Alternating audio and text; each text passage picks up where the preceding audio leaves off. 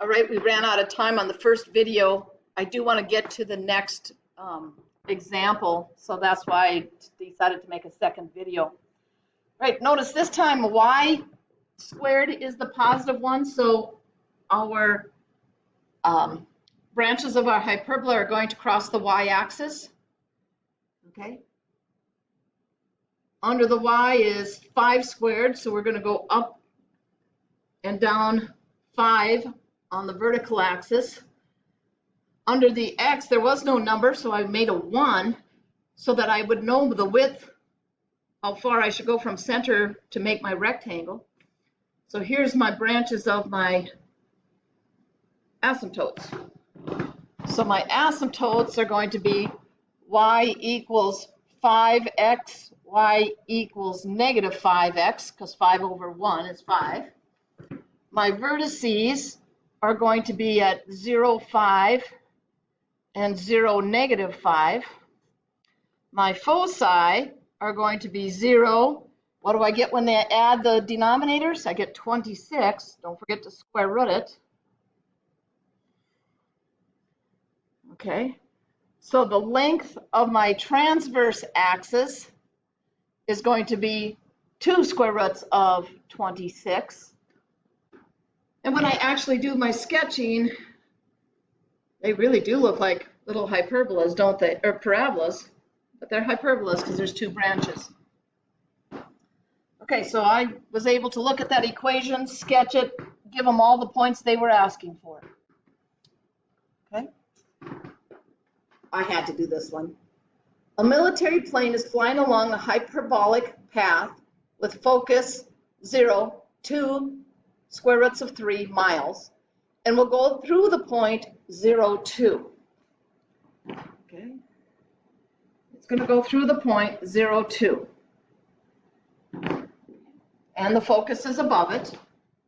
So I know it's looking like this, somehow. Okay. The center of a town below the flight path is located 3 miles away from the lowest point of the flight. So the town is going to be over here at 3. There's my town. Okay. Write an equation for the path of the plane.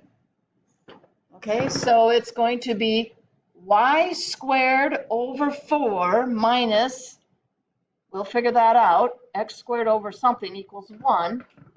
And remember, it's going to be a squared plus b squared equals c squared. Well, when I square this, 4 times 3 would be 12, so a squared is 8. Okay, so there's my equation. Now, to find out what its height is when it's when the plane is above the town, that is giving me x equals 3. So if I put 3 in for x, okay, so I'll have y squared over 4 minus 3 squared over 8 equals 1. So I'll have y squared over 4 equals 9 over 8, or excuse me, minus 9 over 8 equals 1. Okay, so y squared over 4 equals, I'll move the 9/8 to the other side. My common denominator would be 8. So I'm going to have 17 over 8. All right, if I multiply both sides by 8, I'll get rid of my denominators. So y is going to be, y squared, excuse me, is 17 over 2. So when I square root both sides, I'm going to get plus or minus the square root of 17 over square root of 2. And I'm going to rationalize that. So I multiplied both top and bottom by square root of 2. And then I have to realize I am not flying the plane into the ground. Okay, so the height of the plane is going to be the square root of 34 over 2. It's about 3 miles, a little under 3 miles, because square root of 34 is a little under 6. So that is the height of the plane when it's flying directly over the town. I just had to do a military plane example, and you know why. There you are. So you get some experience of some real life situations. Not everything is a parabola, not everything's an ellipse. These hyperbolas are kind of cool.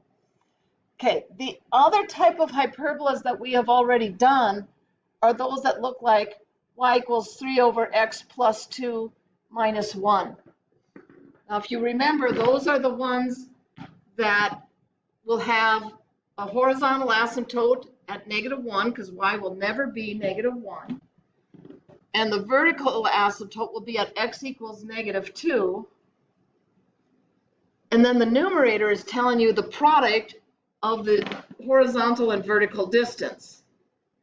And remember, you can go negative and -2. So this is also a hyperbola. It's just the other type. I like them both. But now you realize there's two types of hyperbolas. One we did in the previous chapter when we were doing rational expressions, and now one we're doing when we're doing conic sections.